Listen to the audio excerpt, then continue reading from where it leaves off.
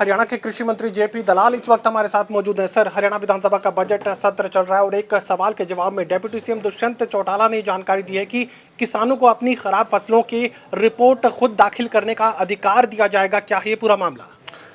जहाँ भी जब हम किसानों के बीच में जाते हैं तो हर गांव के अंदर कोई ना कोई किसान हमारे सामने शिकायत रखता है कि जी मुझे बीमे का पैसा नहीं मिला, हमारे खराबे का पैसा नहीं मिला। और ये भी आम शिकायत है कि खासकर जो खराबे की गिरदावरी होती है, पटवारी जब गिरदावरी करता है तो किसान को पता तब लगता है जब अगले 6 महीने या साल के बाद उसको पैसा आता है।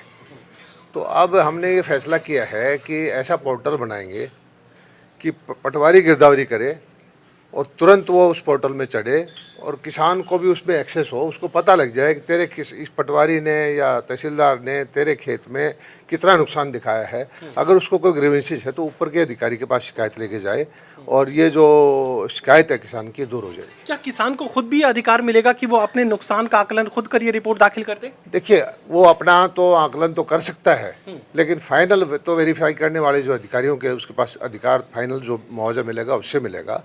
लेकिन उसको सबसे बड़ा ये है कि उसको जो पता लगता था कि आज फसल खराब हुई, आज 10 दिन 15 दिन के बाद पटवारी ने गिरदावरी कर दी, उसके बारे में उसकी कोई पता नहीं लगता था। जब मुआवजा मिलता था तब उसको पता लगता था और फिर वो कहता जी मुझे मुआवजा नहीं मिला।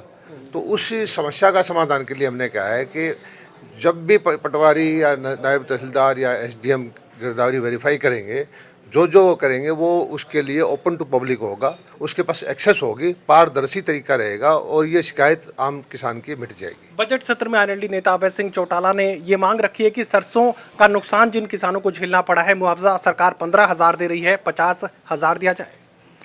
मुझे विपक्षी नेताओं पर कभी हंसी भी आती है। एक तरफ से तो वो कहते हैं कि खाद नहीं मिली और फसल बर्बाद होगी, किसान के पास कोई है ही नहीं।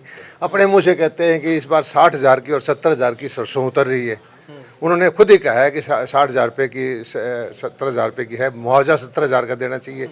मुआवजा तो 15,000 रुपये का रेट है, वो किसान को खाद बीज का पूरे फसल की भरपाई के लिए नहीं है। जो खराबे का हरियाणा सरकार का पूरी फसल की भरपाई का तो बीमे से है।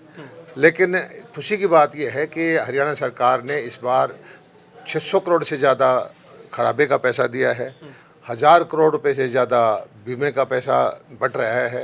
मतलब एक फसल का, जो पिछली बार कपास की और उसके साथ की जो फसलें थी मूंग और बाजरा वगैरह, 1500-1600 करोड़ रुपए किसान को मिला है। ये इतिहास में पहले इतना पैसा कभी नहीं मिला। और जो है इसको और हम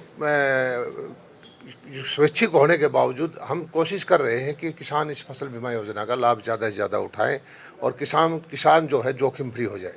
किसान मेले में आप पहुंचे हैं। हिसार के हरियाणा एग्रीकल्चर यूनिवर्सिटी की तरफ से किसान मेला लगाया गया। थीम दिया गया है प्राकृतिक खेती। हरियाणा की सरकार की तरफ से प्राकृतिक खेती को बढ़ावा देने के लिए भी क्या कोई योजना तैयार की जा रही है? जी, हमारी विभाग हम अलग से बना रहे हैं।